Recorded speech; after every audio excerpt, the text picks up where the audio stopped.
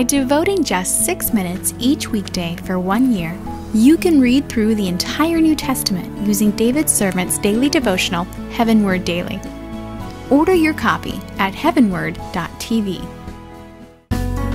Okay, let's continue our chronological study through the New Testament in Matthew chapter 2.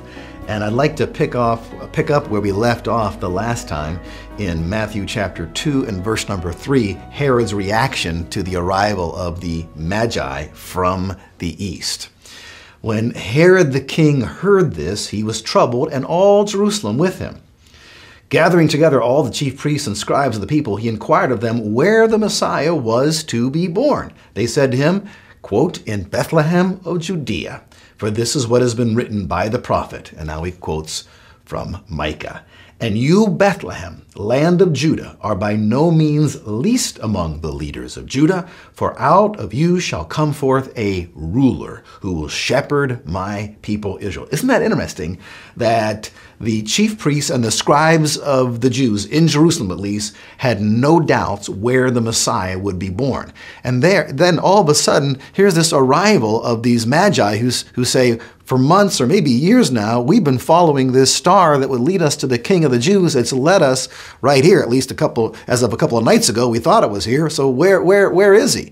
And Herod's troubled about this for his own selfish reasons. Everybody else is troubled about this in Jerusalem. We don't know what their reasons were, but there it is. No one has any excuse.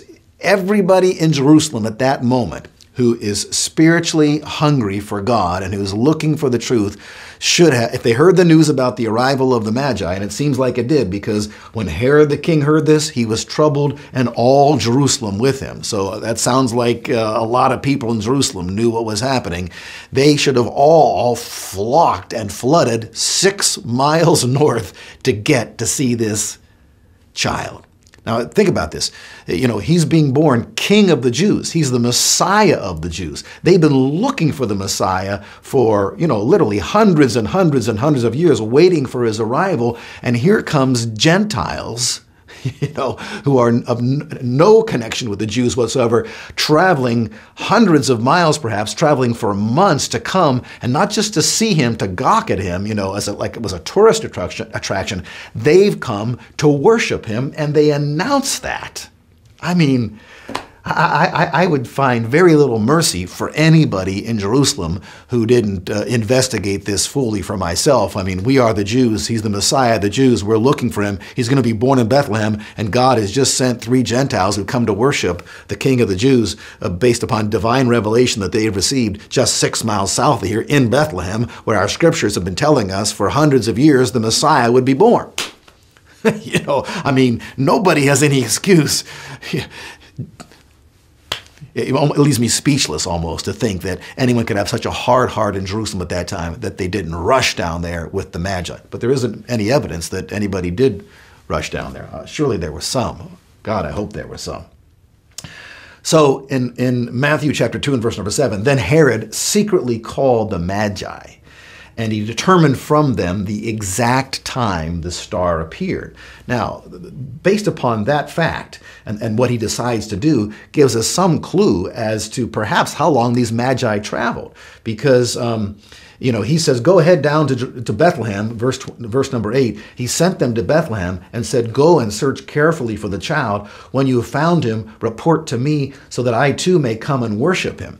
And you know the story well enough to know what Herod was really thinking. He wasn't going to go worship him. He was going to go and find that child and kill that child, because he was threatened by a baby who was destined to be a king. I mean, talk about a megalomaniac. This guy was bad news all the way around.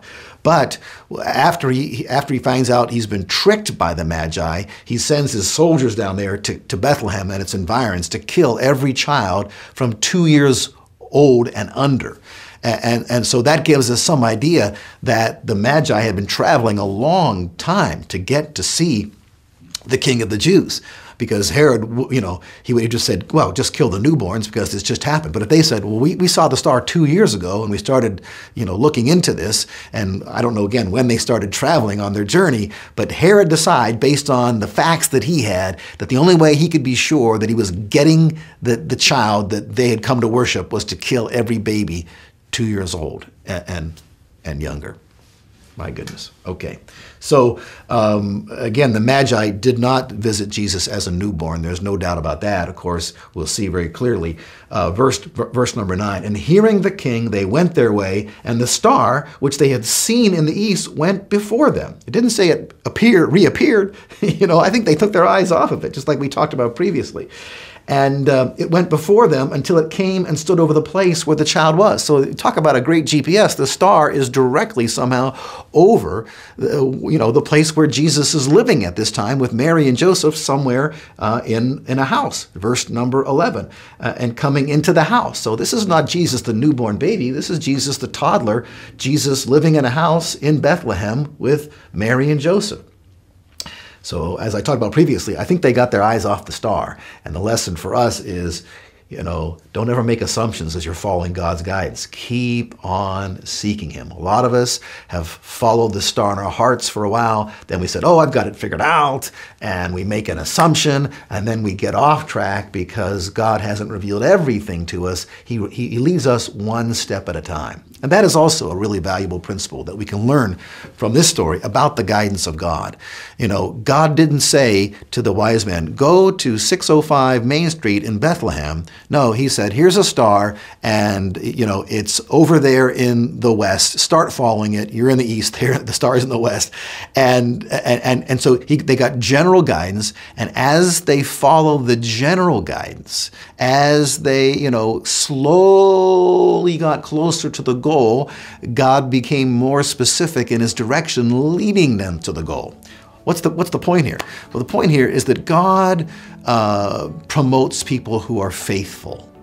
And he's always testing us to see if we'll follow him in the little steps, the preliminary steps, the initial steps, before he begins to give us the exact steps. A lot of people want to have a vision or hear the audible voice of God and so forth. God's just waiting for them to obey the Bible.